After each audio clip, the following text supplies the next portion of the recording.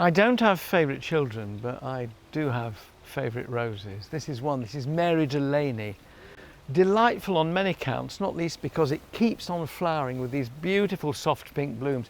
It's virtually thornless, which makes it easy to prune, and it's going right up the side of my house.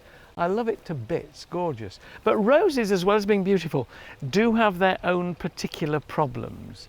They get two diseases in particular, mildew and black spot. Mildew is that white powdery coating. Black spot, there's the odd hint of it here, but nothing to be too worried about.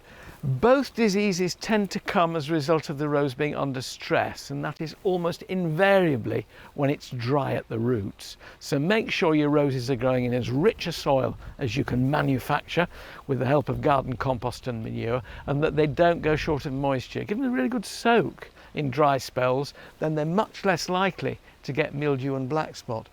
A lot of modern varieties have shiny, thick, leathery leaves, far less susceptible to mildew and black spot. The Rosa rugosa varieties, like Frau Dagmar Hartop, Rosa Edelei, have crepey leaves that never get black spot. So it all depends on the lack of stress as to whether or not you will get those.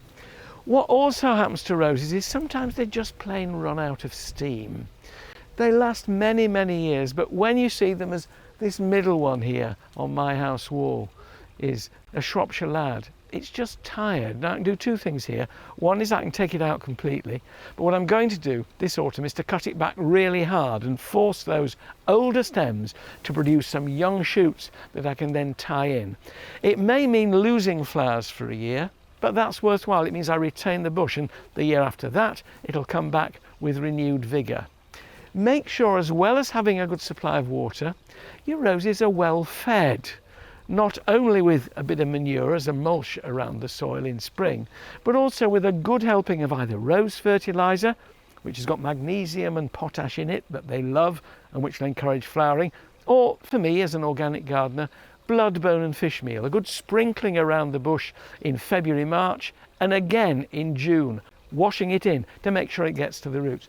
Roses are greedy. Look at what they have to do in a single season.